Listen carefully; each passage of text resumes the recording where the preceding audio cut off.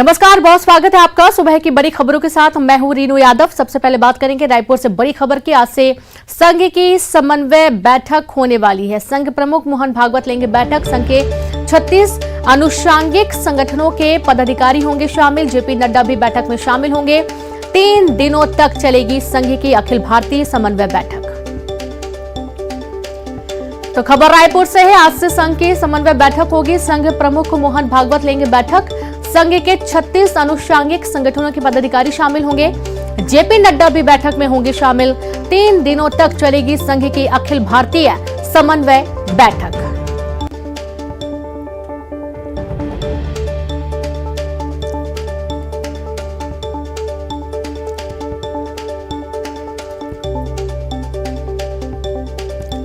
तो खबर रायपुर से है। आज से संघ की समन्वय बैठक शुरू होने जा रही है। संघ प्रमुख मोहन भागवत बैठक लेंगे। संघ के 36 अनुषांगिक संगठनों के पदाधिकारी भी शामिल होंगे। जेपी नड्डा भी बैठक में शामिल होंगे। 3 दिनों तक चलेगी संघ की अखिल भारतीय समन्वय बैठक।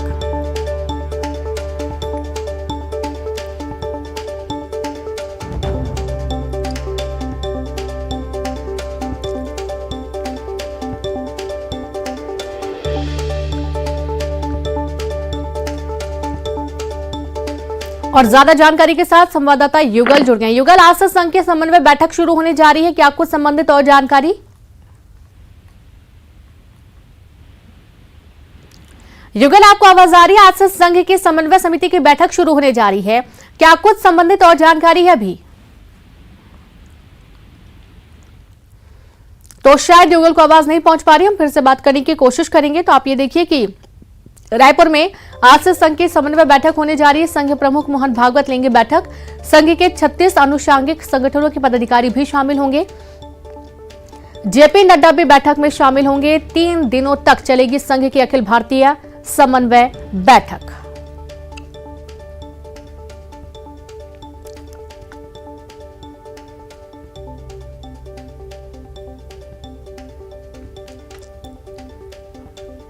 तो जेपी नड्डा भी बैठक में शामिल होंगे। आज से संघ की समन्वय बैठक शुरू होने जा रही है। रायपुर से आपको बड़ी खबर दे रहे हैं। और एक बार फिर से हम युगल का रुख करते हैं। युगल, आज से संघ की प्रमुख बैठक शुरू होने जा रही है, संबंधित और क्या कुछ जानकारी है अभी? देखिए, आरएसएस की महत्वपूर्ण बैठक है और जो आरएसएस प्रमुख मोहन भागवत की अध्यक्षता में बैठक होगी। अखिल भारतीय जो समन्वय संघ की बैठक है, आज जो बीजेपी के राष्ट्रीय अध्यक्ष जेपी नड्डा भी इस बैठक में शामिल होंगे। इसके अलावा जो 36 से अधिक अनुषांगिक उनकी जो संगठन है वो भी इसमें प्रमुख रूप से शामिल होंगे। और बड़ी बात ये कही जा सकती है कि 2025 को आरएसएस का 100 साल पूरा होगा। इसके लिए आरएसएस एक विशेष प्लान बना रही है, तैयार कर रही है, और जिसका अपनी शाखाओं का विस्तार करेंगी। और अगर 5 से 6 गांव के जो अंतराल में एक शाखाएं खोलने की योजना है वो बनाएगी, उस पर अमल होगा। सबसे बड़ी बात यह है कि छत्तीसगढ़ में जो 2018 के जो विधानसभा चुनाव हुए थे, यहाँ भाजपा की सीटें काफी कम आई और उसे 2023 की जो मंत्रणा है चुनाव को लेकर के वो है रायशुमारी की जाएगी। और किस तरह से संघ का जो विस्तार है वो किया जा सकता है, कैसे कहाँ कहाँ शाखाएं खोली जाएंगी, तमाम जो चीज है उस पर जो रायशुमारी होगी। और 2023 का जो प्रमुख जो लक्ष्य है उसको लेकर के ये जो बैठक काफी अहम मानी जा रही है। और चूंकि जो अनुषांगिक जो संगठन के तमाम जो बड़े पदाधिकारी हैं वो भी मौजूद रहेंगे। और बड़ी अलग बात यह है कि जेपी नड्डा भी इस जो बैठक में वो प्रमुख रूप से शामिल होंगे। और सीधा ये कहा जा सकता है कि 2023 चुनाव की तैयारी है, ताकि भाजपा छत्तीसगढ़ में पूर्ण जो सीटों के साथ लौट सके। ये जो रणनीति है वो बनाई जा सकती है। जी बिल्कुल, बहुत शुक्रिया आपका युगल तमाम जानकारी के लिए। तो 2023 के साथ ही 2024 भी फोकस में है कहीं ना कहीं, और तमाम जो चुनाव आगामी आने वाले हैं उनको लेकर रणनीति बनाए जाने की बात कही जा रही है। खबर भिंड से, जहां पुलिस और बदमाशों के बीच मुठभेड़, दोनों तरफ से जमकर हुई फायरिंग। पुलिस की घेराबंदी देख बदमाशों ने किया सरेंडर करने से पहले बदमाशों ने हथियार कुएं में फेंके। पुलिस कुएं से हथियार निकालने का कर रही प्रयास। रात 2 बजे मुखबिर की सूचना पर पहुंची थी पुलिस। बदमाश राह चलते किसानों के साथ करते थे मारपीट, लूटपाट की घटना को देते थे अंजाम। कई दिनों से आधा दर्जन गांव में बदमाशों का आतंक था। दमोह थाना क्षेत्र का मामला है। बड़ी खबर आपको दे रहे हैं भिंड से। पुलिस और बदमाशों के बीच जमकर मुठभेड़ हो गई, दोनों तरफ से फायरिंग हुई। संवाददाता अनिल शर्मा जुड़े। अनिल, पूरा मामला बताएं। पुलिस और बदमाशों के बीच मुठभेड़ हो गई। जरूर बता दूं, देर रात को पुलिस को सूचना मिली थी कि फरदुआ गांव में बदमाश घूम रहे हैं। बदमाशों की लोकेशन में पुलिस रात को चारों तरफ गांव में पहुंची और घेराबंदी की। जैसी पुलिस को देखकर बदमाशों की तरफ से फायरिंग की गई है, जिसमें पुलिस ने भी जवाबी कार्रवाई की है। बदमाशों ने पुलिस को देखकर हथियार पास में स्थित कुएं में फेंक दिए। उसके बाद 5 और बदमाशों ने पुलिस के समक्ष समर्पण कर दिया है। पुलिस उन बदमाशों से पूछताछ कर रही है, आखिर में उन्होंने किन किस तरह की घटनाओं को अंजाम दिया है और इनका उद्देश्य क्या था रात को गांव में घूमने का। रीनू में बता दूं कि आए दिन उस क्षेत्र में चोरी और लूटपाट की घटनाएं हो रही थी। किसानों को डरने धमकाने का काम चल रहा था और इसी के चलते पुलिस काफी सक्रिय थे और इस सक्रियता के कारण पुलिस ने बदमाशों को घेरकर 5 बदमाशों को गिरफ्तार किया है। जी बिल्कुल, शुक्रिया आपका अनिल जानकारी के लिए। तो 5 बदमाशों को घेर कर गिरफ्तार कर लिया गया। हालांकि इस दौरान बदमाशों ने काफी हंगामा किया, उन्होंने हमला करने की कोशिश की, फायरिंग भी की, लेकिन आखिरकार पुलिस ने बदमाशों को पकड़ने में सफलता हासिल की। खबर भोपाल से है। सीएम शिवराज कल करेंगे कूनो का दौरा। पीएम मोदी के कार्यक्रम की तैयारियों का लेंगे जायजा, जहां 17 सितंबर को प्रधानमंत्री मोदी आएंगे कूनो। नामीबिया से आने वाले चीतों को कूनो नेशनल पार्क में छोड़ेंगे। महिला सुबह साता समूह के कार्यक्रम में भी शामिल होंगे पीएम। श्योपुर के कराहल में आयोजित होगा कार्यक्रम। तो श्योपुर के कराहल में कार्यक्रम आयोजित होना है। 17 सितंबर प्रधानमंत्री नरेंद्र मोदी आएंगे और वे कूनो नेशनल पार्क में जो चीते आने वाले हैं नामीबिया से, उनको छोड़ेंगे और इन्हीं इसी पूरे कार्यक्रम की तैयारियों को लेकर मुख्यमंत्री पहुंचेंगे कूनो, जहां पर कूनो का दौरा करेंगे और जानेंगे कि किस तरीके की तैयारियां इस दौरान की गई हैं। 17 सितंबर को प्रधानमंत्री मोदी कूनो आने वाले हैं।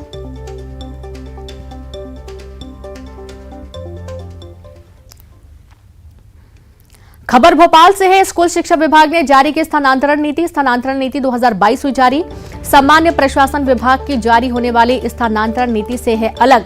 नीति के तहत शिक्षकों के स्थानांतरण हर साल गर्मियों की छुट्टियों में होंगी। छात्र छात्राओं की पढ़ाई पर असर ना हो, इसके चलते ये नीति जारी की गई है। तो सामान्य प्रशासन विभाग की नीति से अलग है, ये जारी होने वाली स्थानांतरण नीति से अलग है। अब स्थानांतरण हर साल गर्मियों की छुट्टी में होगा, जिससे बच्चों की पढ़ाई प्रभावित ना हो, कोई असर ना हो।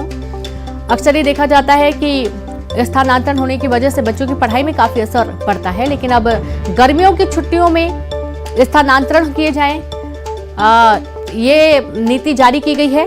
2022 स्थानांतरण नई नीति जारी हुई है। और अब जबलपुर से बड़ी खबर। ईओडब्ल्यू ने कसा बिशप पीसी सिंह पर शिकंजा। विदेशी फंडिंग और पैसों के गलत इस्तेमाल का शक। सभी 48 बैंक खातों को सीज कराया गया। अकाउंट से बैंक खातों की जानकारी ली गई। आयकर विभाग को नकदी और जेवरात सौंपे गए। The board of education church north India के चेयरमैन पीसी सिंह पर आर्थिक अनियमितताओं के आरोप हैं।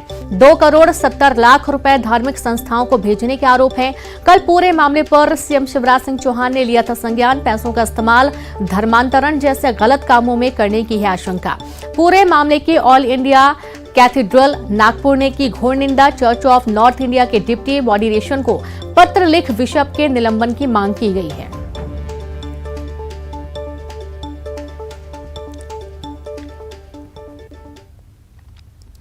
बीती रात दमोह में 2 पक्षों में हुए विवाद में जमकर लात घूंसे चले। इलाज के लिए जिला अस्पताल पहुंचे घायल के साथ ड्रेसिंग रूम में भी मारपीट की गई। कठियाना मोहल्ले में बीती रात 2 पक्षों में जमकर विवाद हो गया, जिसके बाद दोनों पक्षों के घायलों को जिला अस्पताल इलाज के लिए लाया गया, जहां इलाज के दौरान भी दोनों पक्ष एक बार फिर आमने सामने हो गए और एक दूसरे से भिड़ गए। जिला अस्पताल में दोनों पक्षों के द्वारा मारपीट का सीसीटीवी फुटेज भी सामने आया है।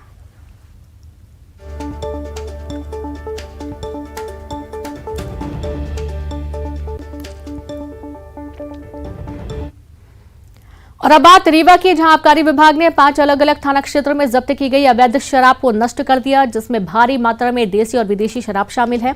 आबकारी विभाग के अधिकारी के मुताबिक थानों में लंबे समय से अवैध शराब जब्त करके रखी गई थी, जिन्हें कलेक्टर के निर्देश पर नष्ट किया गया है, जिसकी अनुमानित कीमत करीब 10 लाख रुपए बताई जा रही है।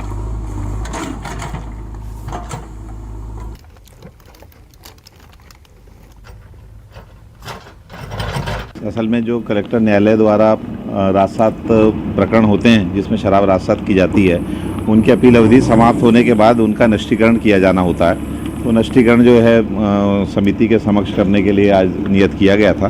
तो आज हम लोगों ने 5 पुलिस थानों से संबंधित जो मदिरा है, गोविंदगढ़, गुड़, बिछिया, समान नाका और चोरहटा, इनके 18 प्रकरणों से संबंधित जो देसी शराब और कुछ विदेशी शराब थी, उसके नष्टीकरण की कार्रवाई आज यहाँ समिति के समक्ष की है। बुरहानपुर रेलवे स्टेशन पर रेलकर्मी की सजगता से एक बुजुर्ग महिला की जान बच गई। दरअसल स्टेशन पर तेज रफ्तार ट्रेन गुजरने वाली थी और उसी समय एक बुजुर्ग महिला प्लेटफॉर्म से पटरी पार करने पहुंची। रेलकर्मी की नजर उस बुजुर्ग महिला पर पड़ी। वैसे ही रेलकर्मी ने तत्परता दिखाते हुए महिला को अपनी तरफ खींच लिया। दिल दहलाने वाला नजारा स्टेशन पर लगे सीसीटीवी कैमरे में कैद हो गया। ये तस्वीरें देखिए, ट्रेन आ रही है, बुजुर्ग महिला पटरी पर थी और इसी बीच कुछ ही सेकंड में तेज रफ्तार ट्रेन पटरी से निकल जाती है। वहां पर देवदूत बना रेलवे कर्मचारी, उसने महिला को खींचकर प्लेटफॉर्म पर बैठा दिया। महिला पटरी पार करने की कोशिश कर रही थी और सामने से ट्रेन आ रही थी। रेलकर्मी ने देखा और तुरंत तत्परता दिखाते हुए महिला को खींच लिया, वरना एक बड़ा हादसा हो सकता था। कुछ ही सेकंड, बमुश्किल 2 से 3 सेकंड में ही ट्रेन आ जाती है। बुजुर्ग महिला की रेलकर्मी की सजगता से जान बच गई।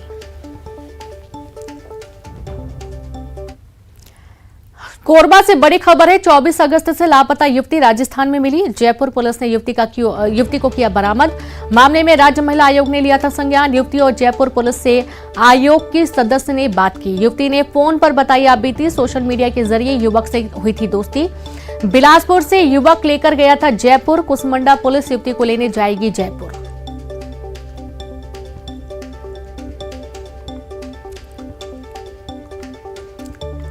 तो बड़ी खबर आपको दे रहे हैं। कोरबा से 24 अगस्त से लापता युवती राजस्थान में मिली। जयपुर पुलिस ने युवती को किया बरामद। मामले में राज्य महिला आयोग ने लिया था संज्ञान। युवती और जयपुर से आयोग की सदस्य ने की बात।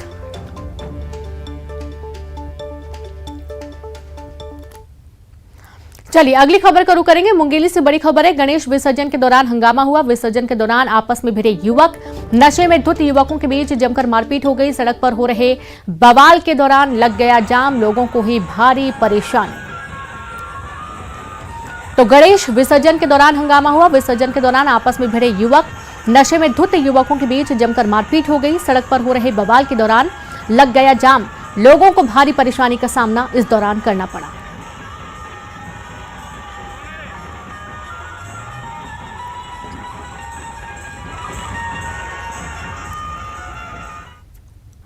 खबर कवर्धा से है, जहां कांदाबानी ग्राम पंचायत सचिव की मनमानी का मामला सामने आया। 2.5 महीने से दलित महिला सरपंच को नहीं मिला चार्ज।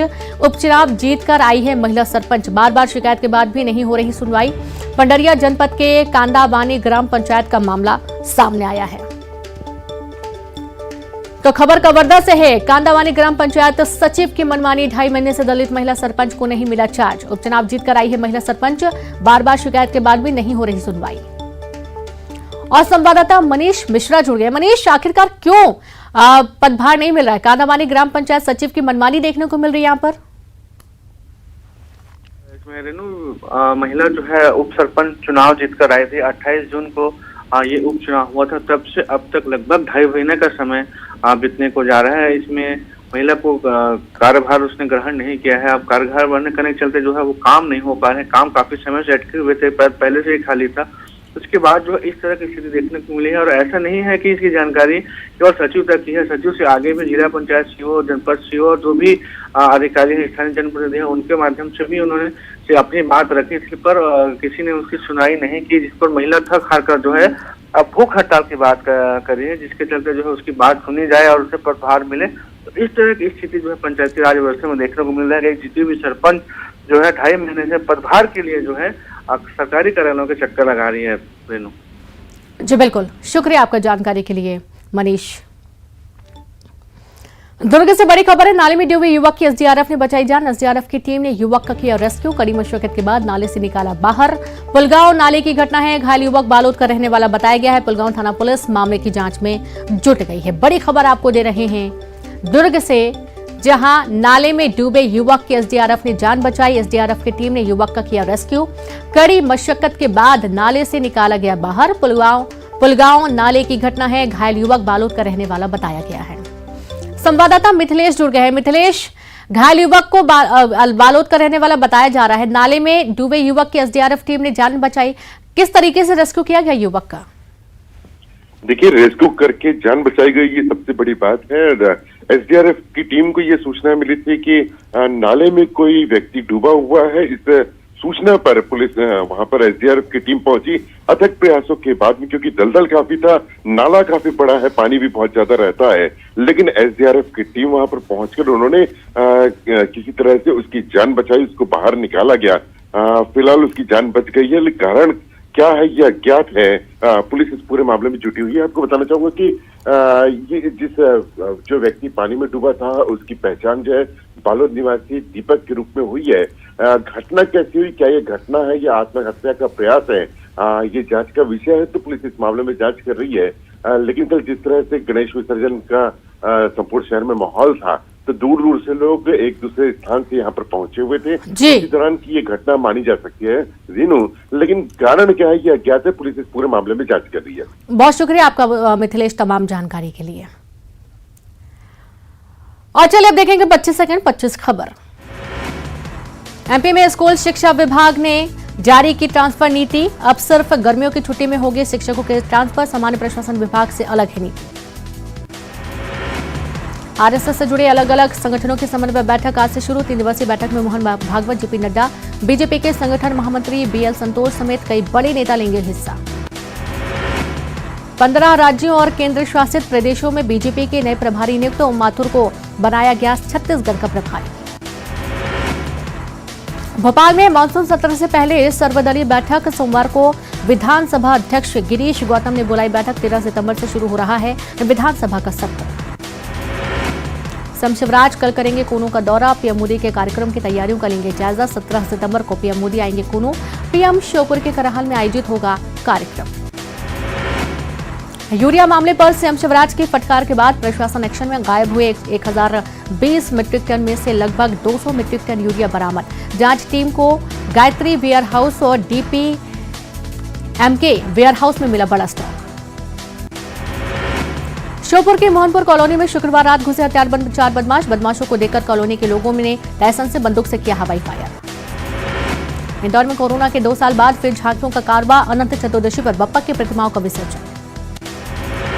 धमतरी जिला अस्पताल में डायलिसिस सेवा शुरू, किडनी के मरीजों के लिए बड़ी राहत। छत्तीसगढ़ में हाथियों का उत्पात जारी, प्रदेश में 185 हाथियों का दल कर रहा विचरण। दक्षिण छत्तीसगढ़ में भारी बारिश की चेतावनी, प्रदेश में मानसून द्रोणिका की बढ़ी सक्रियता। छत्तीसगढ़ में कोरोना की रफ्तार हुई धीमी, प्रदेश में मिले 121 मरीज। कोरबा से 24 अगस्त से लापता युवती राजस्थान में मिली, जयपुर पुलिस ने किया बरामद। कोरबा में पत्नी पर पति ने टांगी से किया हमला, आपसी विवाद में कंधे पर किया वार।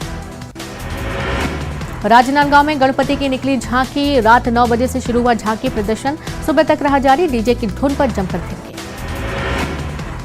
मुंगेली में गणेश विसर्जन के दौरान हंगामा, विसर्जन के दौरान आपस में भिड़े युवक, नशे में धुत युवकों के बीच जमकर मारपीट। बलरामपुर में कोविड टीकाकरण अभियान, दूसरा एवं प्रिकॉशन डोज लगाने की तैयारी पूरी। अंबिकापुर में आज से गांव-गांव लगाए जाएंगे समाधान शिविर, उदयपुर ब्लॉक के सालही से होगी शिविर की शुरुआत, ग्रामीणों की समस्याओं के निराकरण के लिए जिला प्रशासन की पहल। बलरामपुर में सरकारी अनाज को बाजार में बेचने का भंडाफोड़, 70 बोरी सरकारी चावल जब्त। गरियाबंद में हत्या की कोशिश के आरोप में एक आरोपी गिरफ्तार, चंद घंटों में ही पकड़ा गया आरोपी। कवर्धा के कांदावानी ग्राम पंचायत सचिव की मनमानी, 2.5 महीने से दलित महिला सरपंच को नहीं मिला चार्ज। बलरामपुर में हाथियों का आतंक जारी, ग्रामीण जगह करने को मजबूर, वन विभाग की टीम रात भर गांव में डाल रही डेरा। और इसी के साथ इस बुलेटिन में इतना ही। नमस्कार।